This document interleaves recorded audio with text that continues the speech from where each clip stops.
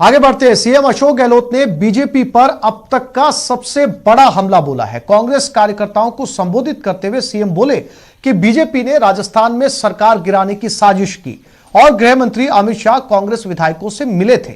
CM ने आशंका जताई कि महाराष्ट्र के बाद एक बार फिर राजस्थान की सरकार पर खतरा मंडरा सकता है। उन्होंने बीजेपी पर लोकतंत्र के खिलाफ काम करने का आरोप भी लगाया। और किस प्रकार हमारे विधायकों की जब मुलाकात हुई अमित शाह से, वहां पर धर्मेंद्र प्रधान बैठे हुए थे। इस्लाम क्या नाम उसका? सैयद जाफर इस्लाम जो अभी मेंबर पार्लियामेंट बन गए राज्यसभा के बीजेपी के, जो सिंधिया को भी ले गए थे बीजेपी के अंदर, वो बैठे हुए थे और हमारे विधायक बैठे हुए थे। 1 घंटा मुलाकात उनकी हुई और वो विधायक कहते हैं आकर के मुझे सब हमें शर्म आ रही थी कि कहाँ तो सरदार पटेल गृह मंत्री थे और कहाँ ये अमित शाह गृह मंत्री के रूप में बैठे हुए हमें मिठाई खिला रहे हैं, नमकीन खिला रहे हैं, और हमारे धर्मेंद्र प्रधान हाईकोर्ट और सुप्रीम कोर्ट जजों से बात करने का नाटक कर रहे हैं हमारा हौसला बढ़ाने के लिए। और ये माहौल बना रहे थे वहां पर कि चिंता मत करो, मेरा 65 पॉइंट है, 4 सरकारें मैंने गिरा दी, 5 ये 6 गिरा के रहेंगे हम लोग। तो ये षड्यंत्र बीजेपी हर राज्य में कर रही है। महाराष्ट्र की बारी आने वाली है, लोग कहते हैं पता नहीं क्या होगा। राजस्थान में वापस गेम शुरू करने वाले हैं, ये इनकी सोच है। इस प्रकार से जो चुनी सरकारों को गिराने के षड्यंत्र करते हैं, इस राजस्थान की जनता ने उनको सबक सिखा दिया। पूरी राजस्थान प्रदेश की जनता चाहती थी सरकार जाने नहीं चाहिए। कार्यकर्ता फोन करते थे एमएलए को कि चिंता मत करो, चाहे 2 महीने लगे आपको होटल में वहीं रहो, सरकार नहीं गिरनी चाहिए, ये भावना थी। तो आप सोच सकते हो कांग्रेस में आज भी दमखम है, कार्यकर्ताओं में, लोगों के अंदर सोच है। सब राज्यों में अगर ये सिलसिला शुरू होगा, मैं समझता हूं कि आज जो लोगों को लगता है कांग्रेस में फ्यूचर क्या होगा, सारे आर्टिकल आ रहे हैं। आज तो लिखने वाला राइटर ही दुखी हो गया है इस सरकार से, लिखता लिखता थक गया है वो कि इनको ये पार्टी वो पार्टी है जो लोकतंत्र में यकीन नहीं करती है। वरना तो आलोचना अपना आप में लोकतंत्र में बड़ा हथियार होता है। आलोचना करना, प्रदर्शन करना, धरना देना, ये तो सत्तापक्ष के लिए भी जरूरी होता है। सिरोही में कांग्रेस के नए दफ्तर के उद्घाटन कार्यक्रम को सीएम के अलावा प्रदेश प्रभारी अजय माकन, पीसीसी चीफ गोविंद सिंह डोटासरा और यूडीएच मंत्री शांति धारीवाल ने भी संबोधित किया। कांग्रेस का कार्यालय सब जगह हो, जिससे हम लोग वहां जाकर के अपनी मीटिंगें कर सकें, अपनी विचारधारा को के ऊपर मंथन कर सकें। और माननीय मुख्यमंत्री जी को तो मैं ये धन्यवाद भी देना चाहूंगा इस मौके के ऊपर कि जब भी इनका मौका मिलता है, चाहे प्रदेश कांग्रेस कमेटी का स्थान हो चाहे दूसरी जगह, हमेशा एक ही बात कहते हैं कि कांग्रेस का ब्लॉक, नगर या जिले की कार्यकारिणी, जिन लोगों ने मेहनत करके कांग्रेस पार्टी की सरकार बनाती है, वो कोई भी प्रस्ताव अगर लेकर के आते हैं तो हमारी सरकार उस प्रस्ताव को अक्सर से लागू करेगी। मैं समझता हूं ऐसे बिरले नेता मिलते हैं जो कांग्रेस पार्टी के कार्यकर्ताओं को इतनी ताकत देते हैं, उनके विचारों को इतना महत्व देते हैं। हम लोग आज याद कर रहे हैं कांग्रेस की कंट्रीब्यूशन, योगदान को हम लोग याद कर रहे हैं। लेकिन अगर इस भवन को सही मायने में कांग्रेस की सोच के ऊपर अगर हमको उतारना होगा तो हमको ये सोचना होगा कि इस भवन के दरवाजे 24 घंटे खुले होंगे और यहां पर गरीब लोगों के, साधारण लोगों की बात को सुनने के लिए हमेशा हम लोगों को यहां पर उपलब्ध होना होगा। ये भवन जो बनाया गया है संयम जी के और उनके साथियों के द्वारा, ये निश्चित तौर पर कांग्रेस जनों को एक प्रेरणा देगा। प्रेरणा इस बात की देगा। केंद्रीय मंत्री गजेंद्र सिंह शेखावत आज जयपुर दौरे पर रहे। इस दौरान शेखावत ने प्रदेश की कांग्रेस सरकार पर जमकर निशाना साधा। उन्होंने पेट्रोल डीजल से लेकर कृषि कानून समेत हैदराबाद निगम चुनाव में बीजेपी के अच्छे परफॉर्मेंस को लेकर भी मीडिया से बातचीत की। के सामने एक वक्तव्य देके ये स्पष्ट करें कि जो पेट्रोल और डीजल है, इन दोनों में जो कुल राजस्थान में जो प्राइस है उसके पीछे कुल टैक्स कलेक्शन जितना होता है, उसमें स्टेट को कितना टैक्स मिलता है, और जो है सेंटर को कितना टैक्स मिलता है, क्यों कर हरियाणा में डीजल सस्ता है या अन्य प्रदेशों में डीजल सस्ता है। देश का सबसे ज्यादा महंगा डीजल और पेट्रोल राजस्थान में है। आरोप लगाने से पहले उसका कारण जो है वो जनता के सामने स्पष्ट करना चाहिए। दिल्ली में किसानों की ओर से चल रहे आंदोलन को अलग अलग राजनीतिक दलों का भी समर्थन मिल रहा है। दक्षिणी राजस्थान में किसान आंदोलन को समर्थन देते हुए बीजेपी अब उनके हक में आवाज उठा रही है। उदयपुर में भारतीय ट्राइबल पार्टी के कार्यकर्ताओं ने मोहता पार्क से कलेक्ट्रेट तक आक्रोश रैली निकाली और कलेक्ट्रेट के बाहर प्रदर्शन किया। केंद्र सरकार और बीजेपी नेताओं के खिलाफ नारेबाजी कर आक्रोश व्यक्त किया गया। साथ ही भारतीय ट्राइबल पार्टी की ओर से राष्ट्रपति के नाम ज्ञापन भी सौंपा गया। पार्टी की ओर से आज हमारा जो देश भर का अन्नदाता दिल्ली में और इनमें 10 दिन से लगातार लड़ रहा है।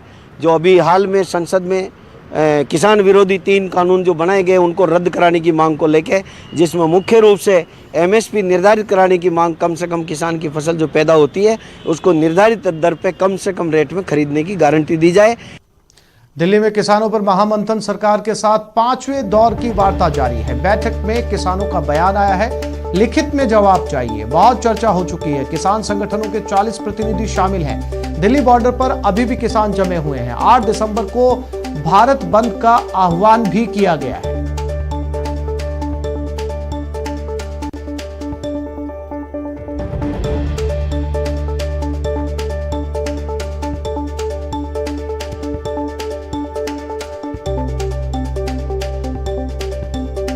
दिल्ली में किसानों के साथ सरकार का महामंथन जारी है। किसानों ने 8 दिसंबर को भारत बंद का आह्वान किया है। किसानों ने कहा है कि चर्चा बहुत हो चुकी है, अब उन्हें सरकार से लिखित में आश्वासन चाहिए। 40 प्रतिनिधिमंडल सरकार से जो है वो लगातार बातचीत कर रहे हैं और ये 5वें दौर की वार्ता है जो अभी जारी है।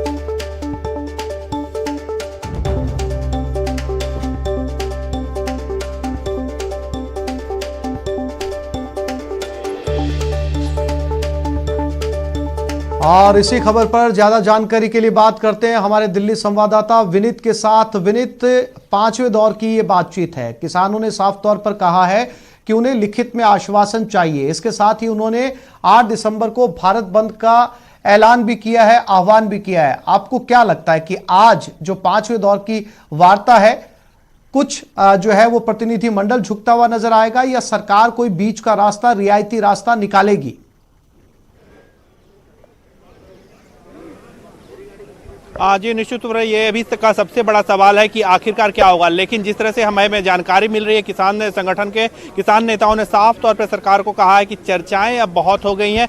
5वीं बार ये चर्चा कर रहे हैं। अब वो चाहते हैं कि कुछ ठोस जवाब या ठोस कार्रवाई हो। साफ तौर पर अब किसान चाहते हैं कि चर्चाएं बहुत हो गई हैं। तो यह तो एक तरह से अब साफ हो गया है कि 5वीं दौर के बाद, वार्ता के बाद अब 6वीं दौर का वार्ता नहीं होगा। लेकिन इस वार्ता के बाद क्या होगा, ये यहाँ पर अभी सबसे बड़ा सवाल होगा। क्या सरकार जो है उन्हें लिखित आश्वासन देती है, कोई ठोस आश्वासन देती है, या फिर जो सरकार होमवर्क करके आई है, जैसा कि आज हम लगातार अपने दर्शकों को बता रहे थे कि इस बैठक के पहले 2 बजे जब बैठक शुरू हुई, उसके पहले प्रधानमंत्री नरेंद्र मोदी और गृह मंत्री, रक्षा मंत्री राजनाथ सिंह के साथ नरेंद्र सिंह तोमर ने बातचीत की और उसके बाद कुछ अपना होमवर्क किया हुआ है और उसके बाद जो है वो यहाँ पर बैठक में आए हैं। तो साफ तौर पर अब ये देखने वाली बात होगी कि जिस तरह से किसान नेता लगातार अब कहते रहे कि चर्चाएं अब बहुत हो गई हैं, अब एक्शन की बात है, ठोस कार्रवाई की बात है। तो क्या कुछ ठोस कार्रवाई जो है वो सरकार ऑफर करती है, और अगर जो सरकार ऑफर करती है क्या उसे किसान नेता जो है वो मान लेते हैं, ये यहाँ पर का अभी सबसे बड़ा सवाल है। लेकिन एक बात जो साफ इस बात से हो सकती है कि अब 6वें दौर की वार्ता जो है वो नहीं होगी। इसीलिए जब हमने देखा कि सरकार के प्रतिनिधियों से जब हम बात कर रहे थे तो उन्होंने साफ तौर पर कहा था कि ये जो बैठक होगी वो निर्णायक बैठक होगी। जी विनीत, इसके अलावा मुद्दा जो है वो सिर्फ एमएसपी को लेकर लटक रहा है या जो प्रतिनिधि मंडल है, जो प्रतिनिधि किसानों के सरकार के साथ बातचीत कर रहे हैं, वो तीनों कानून में बदलाव की बात कर रहे हैं?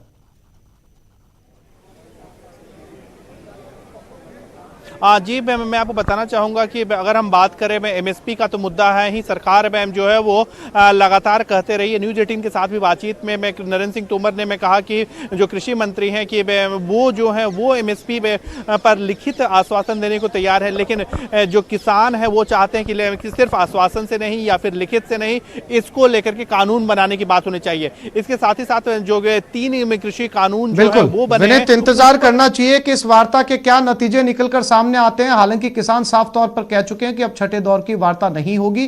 फिलहाल वार्ता जारी है। उम्मीद की जानी चाहिए कि इस वार्ता के जो नतीजे हैं वो शाम तक निकलकर सामने आएंगे। तमाम जानकारी के लिए विनीत आपका बहुत शुक्रिया।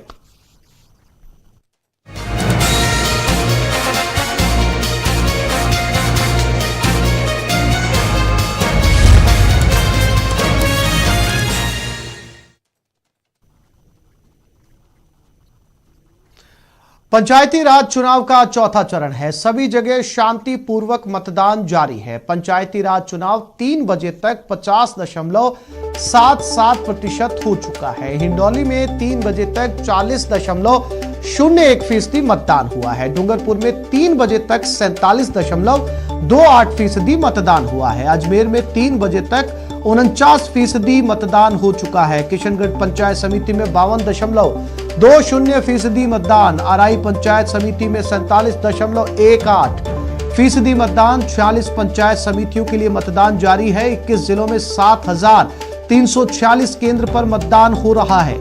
वोटिंग से 908 सदस्य चुने जाएंगे।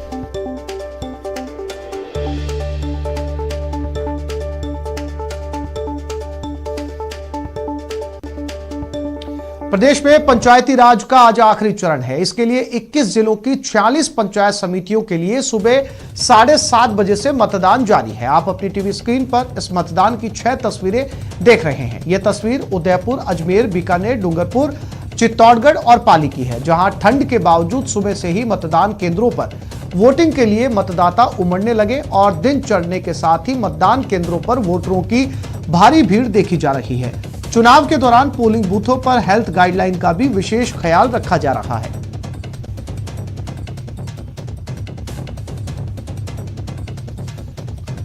पंचायत राज चुनाव के आखिरी चरण की वोटिंग की 4 और तस्वीरें जो कि प्रदेश के अलग अलग हिस्सों से आई है। ये तस्वीरें झालावाड़, प्रतापगढ़, हनुमानगढ़ और बाड़मेर की हैं।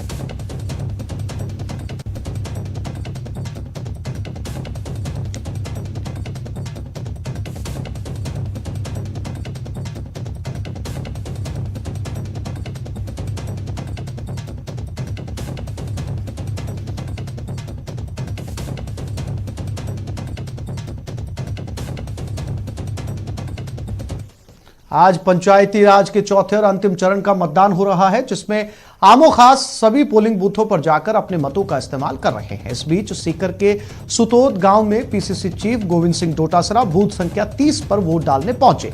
वोट डालने के बाद वो मीडिया से मुखातिब हुए और जीत का दावा करने के साथ ही कोरोना काल में किए गए कामों का बखान भी किया और कहा कि इसका फायदा चुनाव में पार्टी को मिलेगा।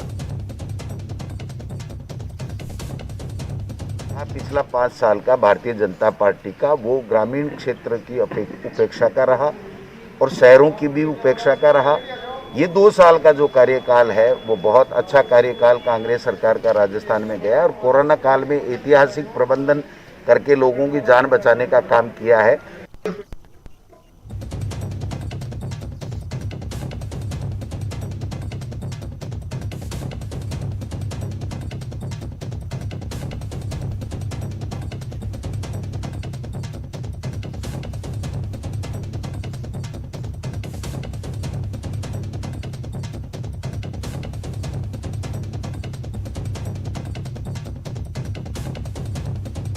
और इसी खबर पर ज्यादा जानकारी के लिए बात करते हैं। कपिल शिवमाली उदयपुर से हमारे साथ लाइव जुड़ चुके हैं। अभिजीत दवे अजमेर से हमारे साथ जुड़ चुके हैं। कपिल, क्या कुछ कह रही है उदयपुर की तस्वीरें? आखिरी रण है आज। जी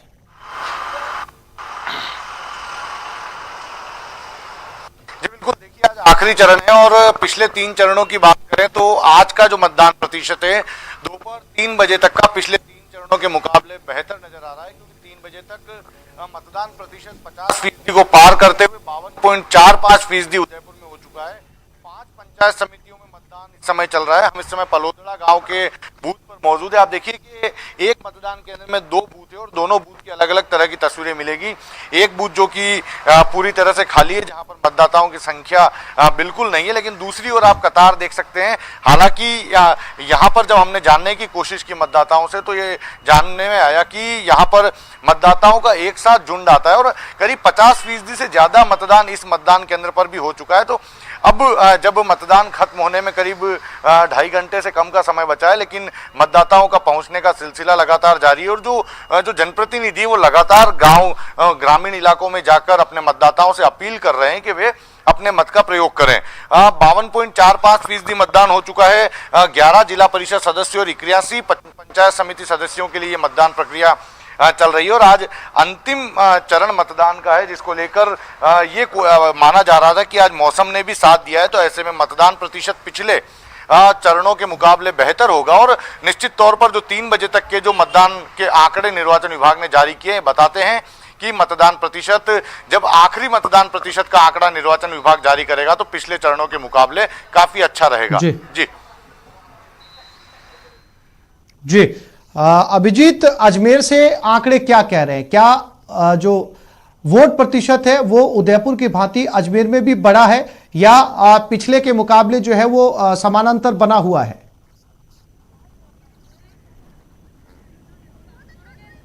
देखिए आसिफ, बिल्कुल उदयपुर की तर्ज पर ही अजमेर के आज जो चौथे चरण का मतदान हो रहा है, जो दोपहर 3 बजे तक के आंकड़े निकल के सामने आए। किशनगढ़ और पंचायत समिति में करीब 50% मतदान जो है वो हो चुका है और अभी भी करीब 45 मिनट के करीब का वक्त बाकी है। और उम्मीद ये की जा रही है कि जो पिछले 3 चरणों में जो मतदान प्रतिशत रहा है अजमेर का, जिसमें सबसे ज्यादा मतदान प्रतिशत पहले चरण में रहा था करीब 57%, उस रिकॉर्ड को जो है ये चौथा और आखिरी चरण जो है वो तोड़ देगा। किशनगढ़ और अराई पंचायत समिति के मतदाताओं ने आज जो 296 मतदान केंद्र बनाए गए थे, उन सभी मतदान केंद्रों पर उत्साहपूर्वक आकर लोकतांत्रिक तरीके से अपने इस लोकतंत्र के महापर्व में अपनी आहुति दी है और एक बेहतर जनप्रतिनिधि को चुनने के लिए, एक बेहतर पंचायत समिति सदस्य और बेहतर जिला परिषद सदस्य चुनने के लिए अपने मताधिकार का इस्तेमाल किया है। जिस तरीके से अराई पंचायत समिति में 3 बजे तक 53% मतदान और किशनगढ़ पंचायत समिति में करीब 48% मतदान 3 बजे तक ही हो चुका था, ये अपने आप में आंकड़े काफी हैं। अजमेर के अगर पिछले 3 चरणों की बात करें, जहां पर महज 51 से 55% मतदान ही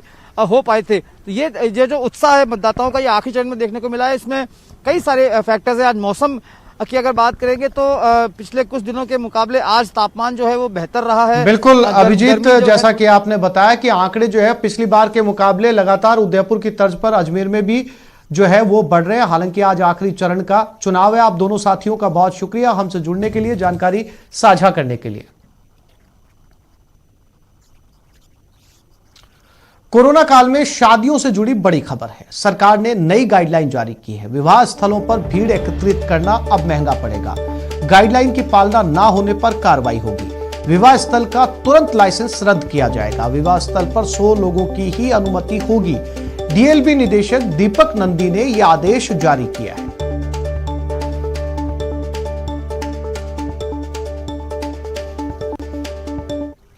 और अब आपको दिखाते हैं 2 बाघिनों के बीच का संग्राम। जी हां, पहले तस्वीरें देखिए। और जंगल का सबसे बड़ा दंगल, 2 बाघिन आपस में भिड़ गई। दोनों के बीच जबरदस्त जंग हुई। एक और मां है तो दूसरी ओर उसकी बेटी एक दूसरे से लड़ रही हैं। ये तस्वीरें सवाई माधोपुर के रणथंभौर नेशनल पार्क की हैं, जहां बाघिन T84 और उसकी बेटी सिद्धि इलाके को लेकर आपस में भिड़ गई। रणथंभौर नेशनल पार्क की जोन नंबर 3 के पास, जिसे पर्यटकों ने अपने कैमरे में कैद कर लिया और अब तेजी से वायरल हो रहा है।